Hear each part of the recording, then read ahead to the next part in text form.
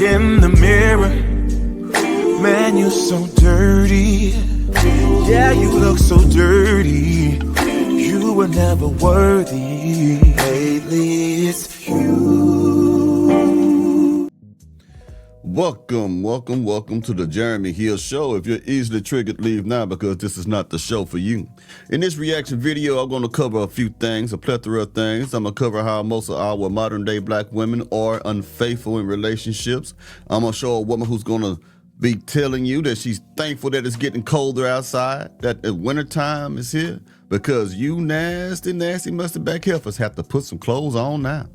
And then I'm going to show you a group of women who's twerking and acting the fool inside of like a CVS, Walgreens, Eckerd, whatever it's called. And they want you to know that all they need is some Henny and a plan B. Oh yes, that's what they gonna tell you. That's gonna be the third clip, matter of fact. But let me go ahead and get into this lady right here. The one that's gonna tell you something about the warehouse job. Can you dig it? Boom. Now check it out. TikTok, so let me tell y'all. I see why some of these niggas be doing these hoes dirty. I ain't making no excuse for none of them. I promise I'm not. But like, I see why they be doing them dirty. But anyways, I'm at work and I work at Amazon, right? It's this girl behind me. She talking to this nigga or whatever. She chatting it up with him. Woo, woo. She let him know like she got a boyfriend because he was asking for her number. But she was like, oh, she got a boyfriend, da da da. He say he don't get no fuck. So they just still talking, still chatting it up. Why she still ended up giving him her number and her Instagram. And then he asked, what you on after work? She said, nothing, I'm just go back to my place and chill. He talking about some, can I come with? She talking about some, yeah. Girl, I just thought you had a whole nigga. And then he talking about some, what we finna get into.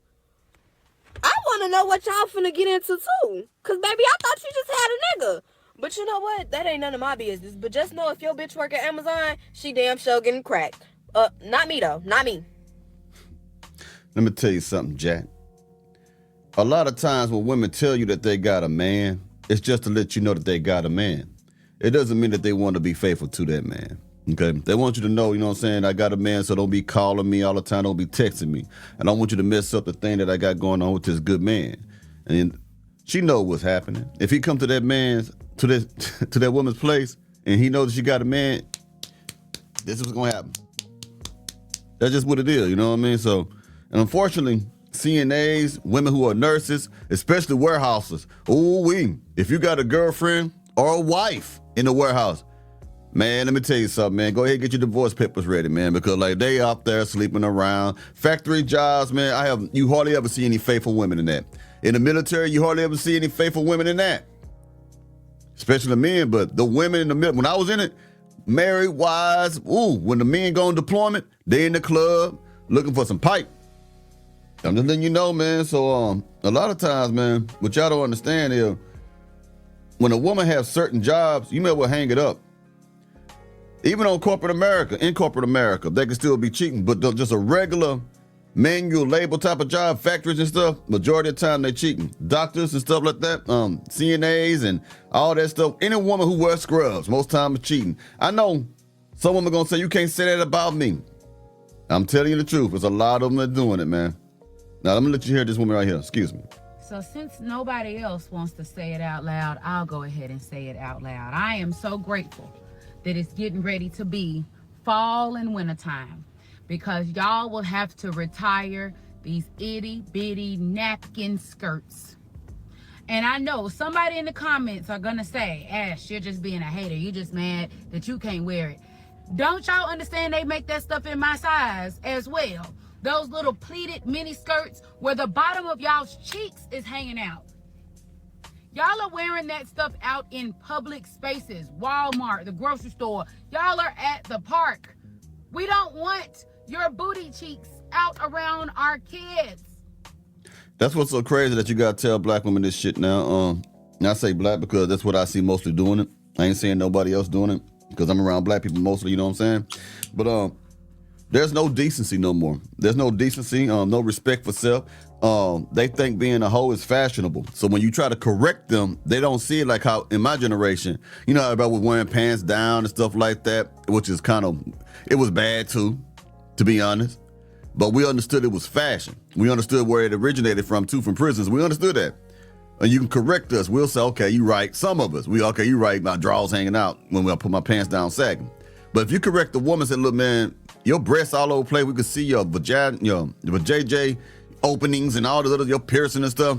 They really think it's fashionable. They don't think it's just something. They think, man, they just old. They just too old to understand this is the fashion. This is what it is. It is fashionable to be a whore. You get what I'm saying? These kids are over-sexualized, overstimulated, overexposed. Anyway, we don't need you to intentionally put on a skirt that you know if you sneeze, your entire labia is going to be exposed. And I'm just trying to figure out, how are y'all comfortable? As a woman, I am afraid of being overly exposed. Nobody needs to see my lady cake but me, my gynecologist, and the man that be in there. Y'all are wearing clothes that are so indecent.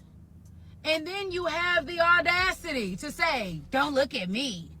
That is the dumbest shit there is, man. All right. If you dress like that, I'm looking.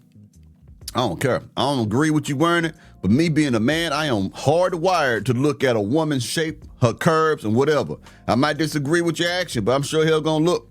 And if you get uncomfortable, I don't give a damn because you made me uncomfortable. You know what I'm saying? I was minding my business before you start putting your coochie all in my face. So I'm gonna look. I'm gonna look. I'm gonna stare at it. I'm gonna stare at it till I burn a hole in that mug. You shouldn't have been wearing that shit. You get me? That's crazy. If you see a polar bear riding a bicycle with an orange hat with a blue bill and he's whistling Dixie and got a bell in one hand and he's saying, rah, you gonna look at him, okay? It just is what it is. It ain't because you want the bear, it ain't because you just gonna look. It's right, it's just something that pulls your attention. So when you come out half naked, it just pulls the attention of a man or a woman nowadays, you know what I'm saying? It is what it is. So don't act like a victim or like you don't know what you're doing when you come out half naked or more. Come on, man. Don't objectify me. You're objectifying yourself. Can y'all please, if you want to wear it to the club.